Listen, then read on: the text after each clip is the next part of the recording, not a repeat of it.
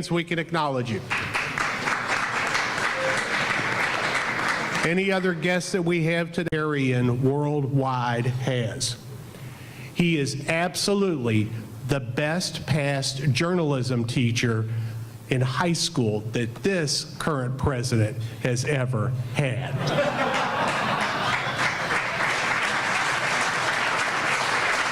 Carl Schmidt.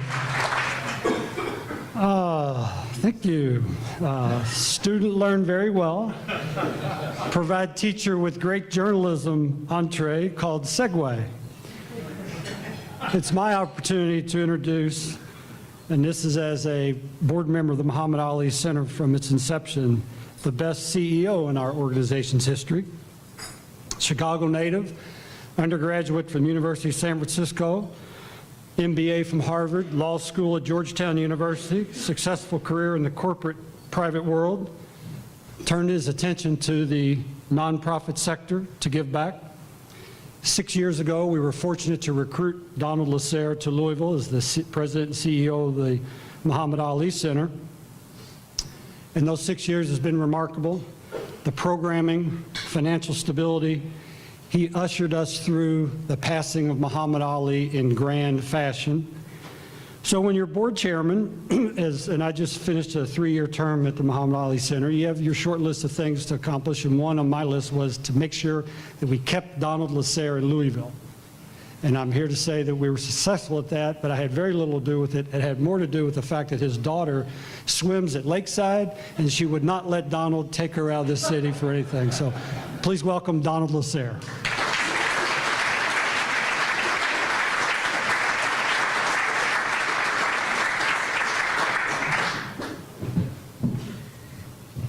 Thank you, Carl, for that wonderful, warm introduction. And I want to thank the Rotary for inviting me here today. I have to say, your motto, service above self, is incredible. And it really fits into the mission of the Muhammad Ali Center. And I won't go through the whole mission, but the mission ends with inspiring adults and children everywhere to be as great as they can be. And one of the ways we do that is through service. We encourage anyone and everyone who comes through the center that we have an opportunity to connect with to do service. Muhammad Ali had a quote, "Service to others is the rent you pay for your place here on, or your room here on earth." And that's absolutely true. And today I'm going to talk a little bit about Muhammad's journey, and then that'll feed into our programs. Because I think it's really important that we start at sort of the beginning, but not the beginning. But we start where Muhammad first sort of entered the consciousness of not only this country, but the world. And it also will help demonstrate how we as humans can evolve. So if Alyssa will tee up that first video.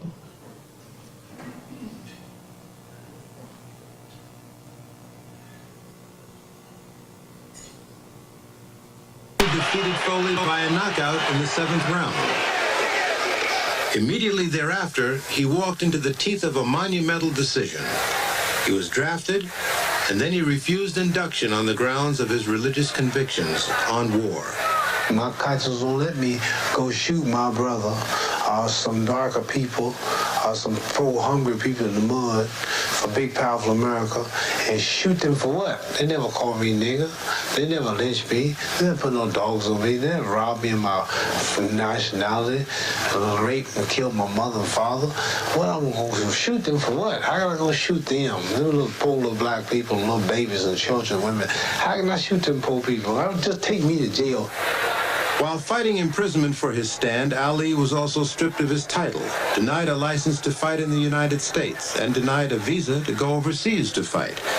He was in a much tighter financial bind than most were aware of. I want to see the world heavyweight champion driving the Volkswagen, guys in the Cadillacs and making fun of you. So I'm working today, hauling, right? I'm moving. And so one day I had to speak at Canisius. Heard of Canisius? Canisius, Fairleigh Dickinson, C.W. Post. 3 colleges at $1,500 a college. Pretty good money. So So I broke my wife's piggy bank. She had about $35 in it. $135. I broke the piggy bank to get gas money to get me to the college. And I got enough gas and food money to get the $4,500, the $1,500 extra. At $45 would hold me, pay gas bills, light bills, till I get to the next college. This went on until the whole mess was over. It would be the same as me. Inevitably, students would challenge Ali on his stand and his convictions. Remarkably, Ali more than held his own against students who had a far better formal education than he. I'm saying you talking about me about some draft, and all of you white boys are breaking your neck to get to Switzerland and Canada and London. I'm not going to help nobody get something my Negroes don't have. If I'm going to die, I'll die now, right here fighting you. If I'm going to die, you my enemy. My enemies are white people, not Vietnams or Chinese or Japanese. You my opposer when I want freedom. You my opposer when I want justice. You my opposer when I want equality. You won't even stand up for me in America for my religious beliefs, and you want me to go somewhere and fight, but you won't even stand up for me here at home. So what did you think of that?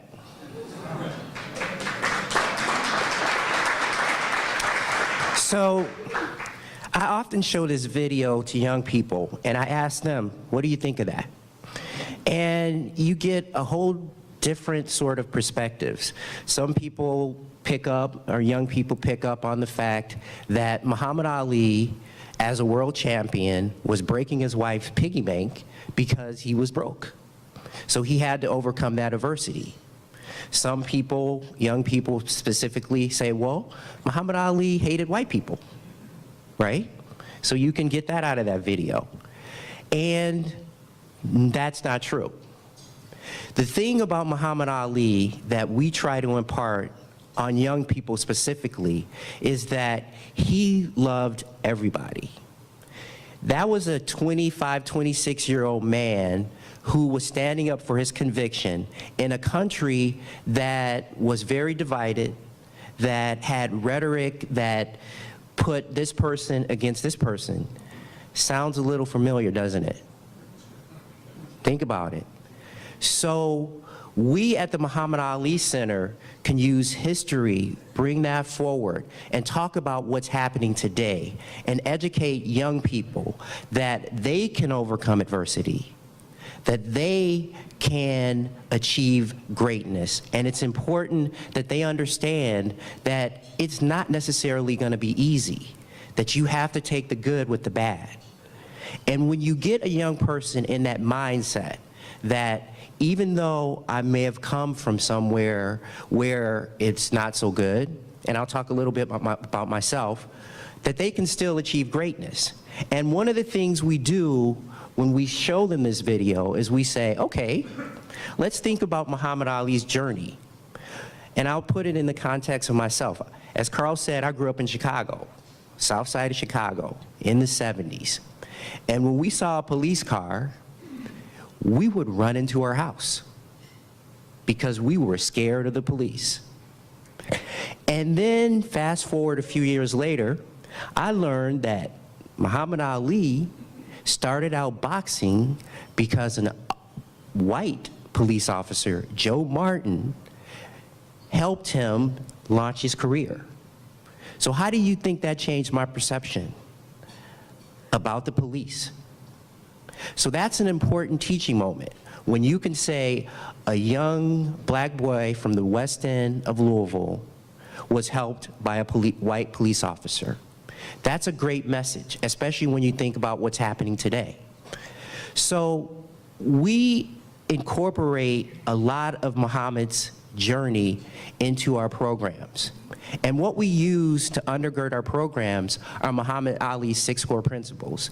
And these 6 core principles are what guided him from being a world-class athlete to being a world-class humanitarian. And so I'm just going to walk you through the principles, and then I'm going to show you how they work through another video.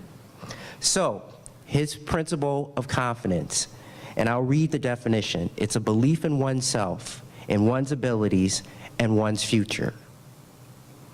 Conviction, a firm belief that gives one the courage to stand behind that belief despite pressure to do otherwise.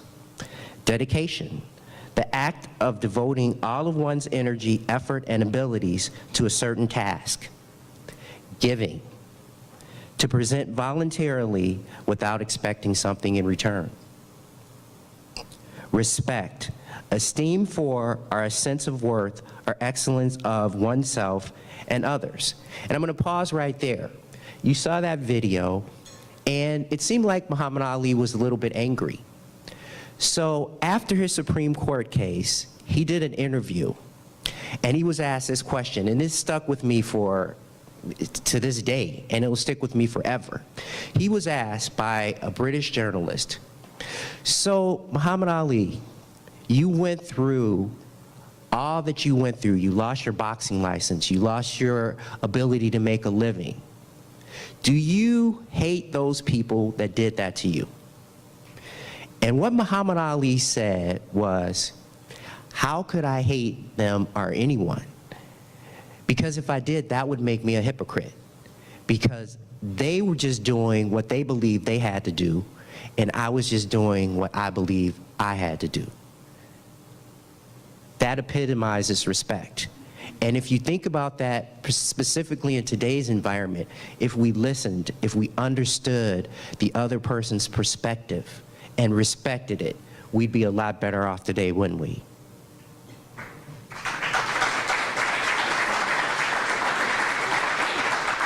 So the final core principle is spirituality, which is a sense of awe, reverence, and inner peace inspired by a connection to all creation and or what is greater than oneself. So while it's about spirituality, one of the things about Muhammad Ali and one of the things that we teach at the center is that all religions have truths. Muhammad has a great quote about that. I won't take you through it because I'm going to run short of time. But it's important, again, to think about your own set of principles. We're not prescriptive with ours, but we want people that come to the center, particularly young people, because our mission really focuses on young people and getting them to be great. But it's important that they have a guiding set of principles, something that they live by that will help them achieve greatness.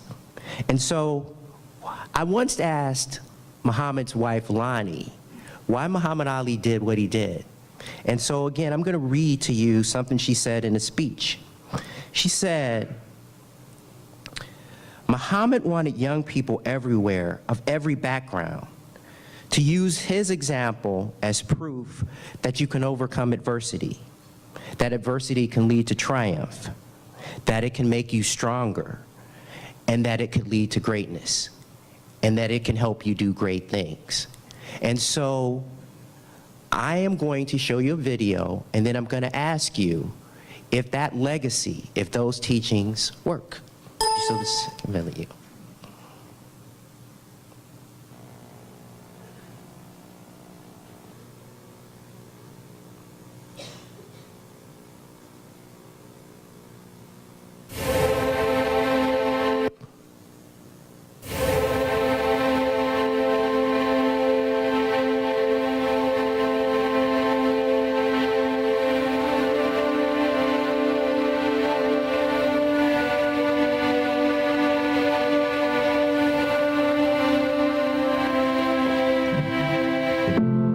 My earliest memory is climbing on top of the dresser and asking the stars why I was here.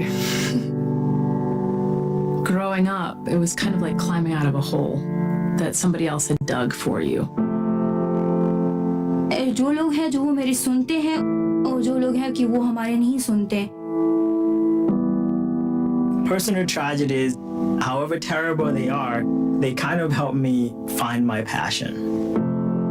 I sat down with a woman named Rose on her plot of land. She told me of how their husbands were treating them. And it was so clear that if they were just given that opportunity to get an education, that they would lift themselves and their families and their communities out of poverty. Hi, my name is Veronica Scott. My name is Kyla LaPointe. My name is Chris. I'm Sasha Fisher. My name is Taniela Evans. There is Ali and all of us.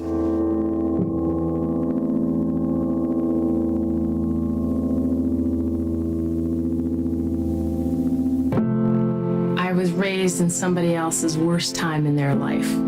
Both my parents died of HIV when I was about 7 years old. If they had access to health care, they would be living today. I moved often in foster care. My sisters and I were all taken under the age of 9. Growing up 5 blocks north of Ground Zero, having to be called to think globally when I was young in middle school when that happened. हमारे सवाल में है कि लड़कियां जो हैं वो उनको स्कूल घर में ही रहेंगी और उसको स्कूल जाने की ज़रूरत नहीं है. I was given this adult responsibility to take care of my younger siblings. 4 kids, 1 year apart, and that's my responsibility to take care of them. When I was 13, I was living in a group home. That was a moment where I felt the most alone in my life. People say that they have to hit rock bottom before they recognize, I know where up is. And so for me, kind of hitting that with my family was like, all right, anything is going to be better than going through that again. I had one brother who passed away, but it was all lack of access. The hospital was about 8 miles away. And he didn't make it. He wasn't walking. He wasn't able to walk. Library for All is a mission to make knowledge accessible to every person on the planet. We hire homeless single parents and we train them how to produce a coat that turns into a sleeping bag. We built a mobile hospital. They're all on wheels. Instead of coming in and prescribing solutions, we actually enable remote villages in East Africa to design and launch their own social impact projects. हमारे घर में लड़कियों को तवज्जो दी जाती है. मैंने सोचा कि जो हमारे घर में हो रहा है वो औरों के घर में भी हो. That coat is distributed across the globe for those without a place, without a home, or, natural disaster relief. And we do that by building a digital library platform that makes knowledge accessible on any device in developing countries. We bring the healthcare, kind of decentralizing it, if you will, to the village. जो कोई भी ऐसा नहीं होगा कि उनके खिलाफ आवाज़ उठाएगा. तो मैंने कहा कि मैं जो हूँ, मैंने अपने आप से वादा किया कि मैं उनके खिलाफ आवाज़ उठाऊंगी. जो ये फरसूदे रस्मात हैं उनके खिलाफ मैं आवाज़ उठाऊंगी. I've been fighting for the rights of children who are in foster care as well as waiting to be adopted. I'm fighting for a world where everyone has access to knowledge. I am fighting for the girls' right against child marriages. I'm fighting for communities to be able to be the drivers of their own development. I'm fighting for that person that thinks there's nothing left for them. There are no failures in life. They're all learnings. You just learn and move on. We're all just really human, and this is very human-based work. Love yourself and love others and work as hard as you can. It's my starting point at the beginning of the day. It's my ending point at the end of the day. हमारे लिए काम किया है और वो अपनी नस्ल को कहेंगी तो वो उनको याद होगी कि हाँ, एक लड़की थी जिसने हमारे लिए कोशिश की थी. If they don't have their own voice, I love to be their voice. It's not just kind of me alone. There's a lot of great people. I've been incredibly fortunate in my life. I am literally standing on the shoulders of giants.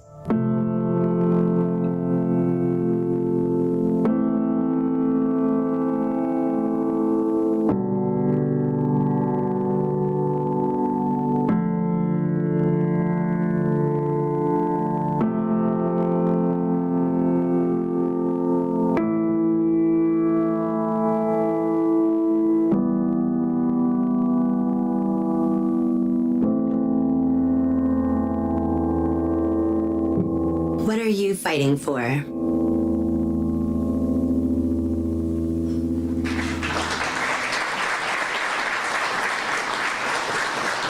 Every time I see that video, it kind of makes me tear up. So those were Muhammad Ali Global Humanitarians. We give an award to 6 young people, all under the age of 30, every year, our 6th annual awards coming up. But we use these stories as inspiration to inspire other young people to, and I will use your motto, to put service above self. And so I think I'm supposed to open it up for questions, right?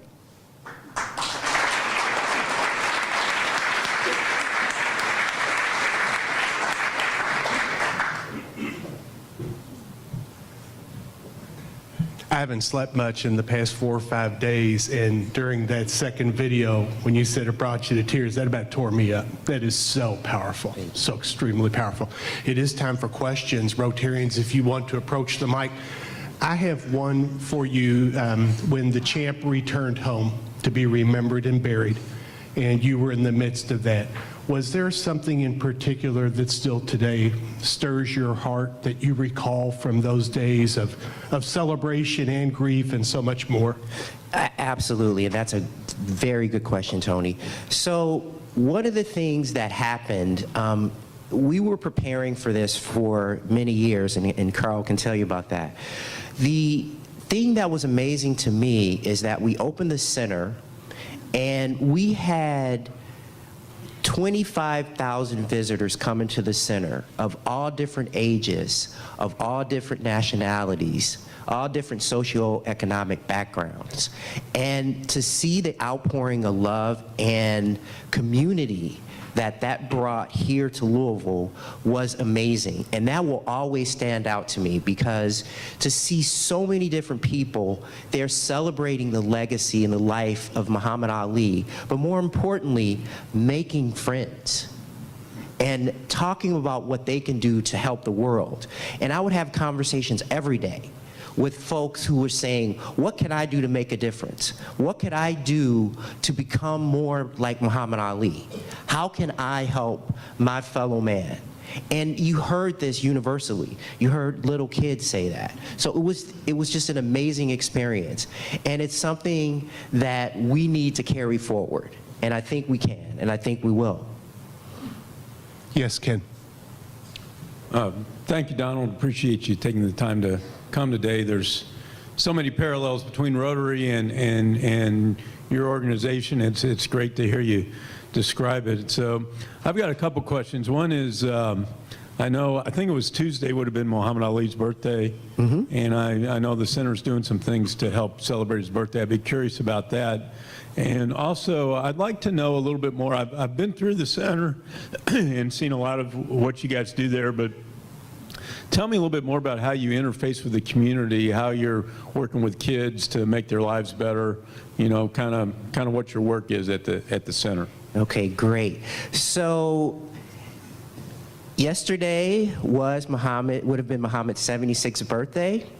And to celebrate, we are renovating the lobby of the Muhammad Ali Center. So we're pounding floors and moving stuff and tearing stuff up. So he would be happy about that, because we're putting a facelift on the center. Now, in terms of our programs, we have several different programs. Our Global Humanitarian Awards, again, it's something that we do to inspire kids and inspire adults. We also have the Muhammad Ali Center Council of Students, where we take a cohort of 60 students from all over the city in southern Indiana, and we have them go through our character education, which is based on Muhammad's 6 core principles. And they get to pick the topics that they want to work on. It's specifically in social justice. And these 60 kids are amazing. They learn about Muhammad Ali, and they learn how to affect change in a nonviolent, productive way. And so that's another program we work with. We have a great partnership with an organization called Global Game Changers. I don't know if Jan is here, but that's one of the ones that touched my heart, because it's not specifically a Muhammad Ali Center program, but what they do is they bring elementary school kids to the center every day, and they work with them at the center. They learn about Muhammad Ali. They learn about how to make a difference. But what's more importantly, that's being done is that they're getting out of their environment, in an environment where they learn to have the confidence they need to be great. So those are a couple of programs that we have. Then we have one that's coming up that we've launched and that we're going to build on, and it's called Ali and All of Us. And that program is designed specifically to inspire young people, to inspire adults, to inspire people globally to give service to others. We'll be launching an app shortly, hopefully at the beginning of the year, that people will be able to track their hours. And it's a social community-based app, so they'll be able to share stories and videos and texts and emails about what they've done that day and what they've done in their lives to help society, to help their neighbors, to help their community. So we think that's an important initiative coming up. I'm Larry Sloan, and Hi, Larry. Don, thank you very much for coming today. It's been very inspirational.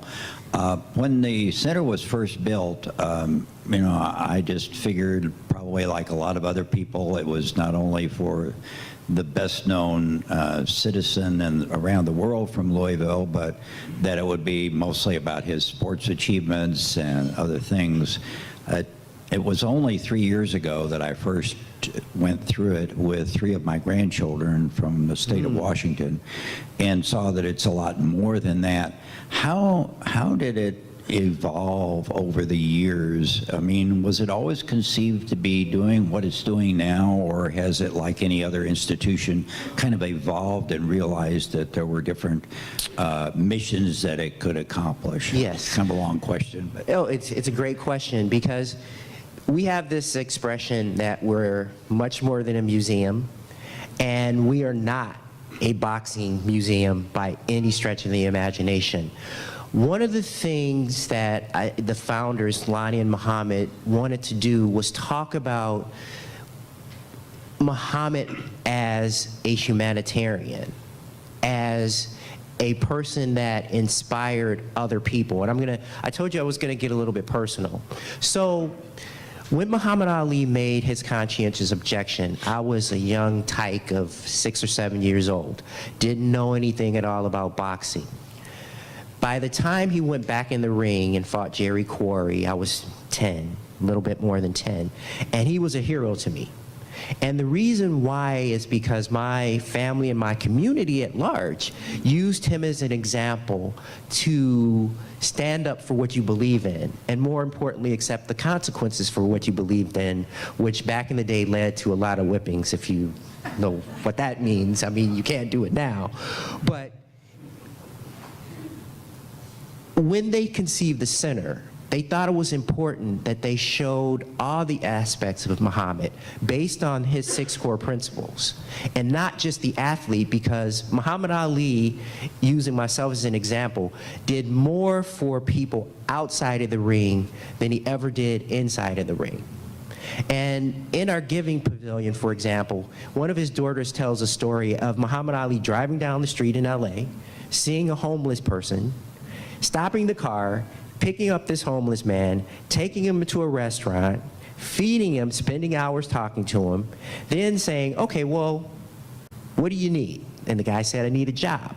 So Muhammad Ali took him, rented him a hotel room, right?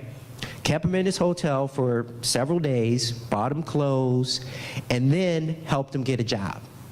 Now, these are things that a lot of people don't know, and you can learn about them when you come to the center. And it's much more important to learn about how he transcended sports and became a global humanitarian, a global icon through service to others. And I think that's the greatest takeaway you can have from the center. I love hearing all these stories. Alice, last question, please. Thank you for being here today. Will you say a few words about the Daughters of Greatness initiative? I think we might have a Rotarian who is, in fact, a Daughter of Greatness. Okay, and do you know who that is? I believe she's over here, Barbara Sexton Smith. Barbara Sexton Smith is a Daughters of Greatness. Right. Yes. Okay. Yeah. So Daughters of Greatness is a series, and I encourage everyone who can come to come. What we try to do, one of our core program areas at the center is gender equality. And it's important that we show women who are doing great things in their community, like our Councilwoman Barbara Sexton Smith. She may be Congresswoman soon. Am I letting the cat out of the bag? No. So it's important that women are shown to be doing things on an equal footing, and actually a higher footing than many of us males in society. And so we have this series, and we think it's tremendous. We have some great speakers coming up this season. And when you hear what women are doing, but more importantly, what they had to overcome, highlights what we've talked about a little bit earlier. Overcoming adversity can make you strong. Overcoming adversity can make you great. And that is clearly demonstrated by our Daughters of Greatness. So thank you for that question. And I encourage all the women and all the men, specifically the men, to come and hear what great accomplishments these women have achieved. That's my Donald Lassere. And you know, Thank you. we have several in our club, several in our club who also support the Ali Center through board service and philanthropy and so forth. And thank you very much for edifying such a marvelous resource within our community. Thanks, Thank you. Donald. Thank you.